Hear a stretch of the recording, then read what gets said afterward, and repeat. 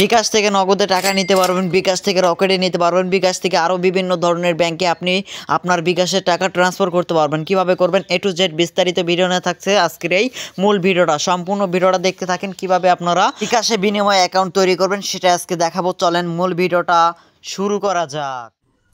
আপনাদের ফোন থেকে আপনাদের বিকাশ অ্যাকাউন্টে চলে যাবেন। সো আমি আমার বিকাশ অ্যাকাউন্টটা লগ ইন দিয়ে নিচ্ছি। আমার বিকাশ অ্যাকাউন্টে চলে যাচ্ছি, যাওয়ার পরে আমার বিকাশ অ্যাকাউন্টটা লগ ইন দিয়ে নিলাম।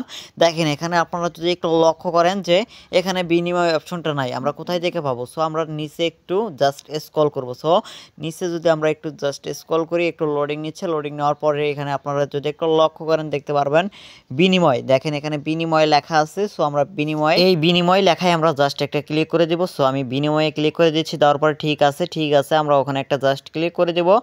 সো ঠিক আছে, তো ক্লিক করলে একটু লোডিং নেবে, লোডিং নিয়ে আমাদের মাঝে এরকম ইন্টারফেস শো করবে। যদি এরকম ইন্টারফেস আসে তাহলে আমরা কি করব, আমাদের ফোন থেকে ফোনের অ্যাপসটা ক্লিক করব, করার পরে অ্যাপ ইনফোতে ক্লিক করে আমাদের পারমিশনটা অ্যালাউ করে দিতে হবে, বা আমাদের যে লোকেশনটা আছে লোকেশনটা অন করে দিতে হবে। সো আমি ফোনের যে অ্যাপ পারমিশন এটা আমি অন করে দিচ্ছি। দেখেন এখানে লোকেশন দেওয়া আছে, লোকেশনটা অ্যালাউ করে দিতে হবে। সো লোকেশনটা অ্যালাউ করে দেওয়ার পরে আমরা এখন কি করব, এখন আমরা ব্যাক দিয়ে সম্পূর্ণভাবে আবার আমরা বিকাশ অ্যাপসে চলে আসবো। সো আমি আমার বিকাশ অ্যাপসে চলে আসতেছি, আসার পরে এখানে পাসওয়ার্ড দিয়ে লগ ইন করে নিলাম। নেওয়ার পরে এখানে একটু নিচে স্ক্রল করব, নিচে স্ক্রল করার পরে আমরা দেখতে পারবো বিনিময়। সো আমরা আবার বিনিময় ক্লিক করব, তারপরে ঠিক আছে ক্লিক করার পরে এখানে আমাদের একটু লোডিং নেবে। নেওয়ার পরে দেখেন এখানে রেজিস্টার পেজ চলে আসছে, রেজিস্টার নয় আমরা জাস্ট একটা ক্লিক করে দেবো। দেওয়ার পরে উপরে দেখতে পারতেছেন ইমেল অ্যাড্রেস। সো আমরা ইমেল অ্যাড্রেস দিয়ে দেব। সো ইমেল অ্যাড্রেস অবশ্যই সচল একটি ইমেল অ্যাড্রেস দিয়ে দিতে হবে। দেওয়ার পরে এখানে দেখতে পারতেছেন ইউজার আইডি। সো ইউজার আইডিতে আমাদের কি করতে হবে, নেক্সটে দেখতে পারতেছেন ইউজার আইডি। সো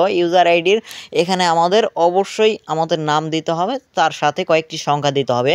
অবশ্যই মনে রাখবেন এই ইউজার আইডির মাধ্যমে আপনি লেনদেন করবেন। এখানে কিন্তু আপনার যে বিকাশ নাম্বারটা আছে সেই বিকাশ নাম্বারের মাধ্যমে কিন্তু লেনদেন হবে না, এখন লেনদেন হবে আপনার এই ইউজার আইডির মাধ্যমে লেনদেনটা হবে। সো আমি এখানে আমার ইউজার আইডিটা দিয়ে দিচ্ছি। দেওয়ার পরে এখানে নেক্সটে আপনাদের নামটা দিয়ে দেবেন। সো দেওয়ার পরে কনফার্মে জাস্ট একটা ক্লিক করে দেবেন। কনফার্মে যদি ক্লিক করেন তারপরে যদি এখানে দেখায় ভাইট অলরেডি এক্সাইট যদি দেখায়, তাহলে আপনারা এখন কি করবেন, দ্বিতীয় নাম্বার যে ঘরটা আছে এখানে আপনারা ইউজার আইডিটা এখানে চেঞ্জ করে দিবেন। দেওয়ার পরে আবার যদি এরকম সিস্টেম আসে তাহলে আপনারা আবার চেঞ্জ করে দিবেন।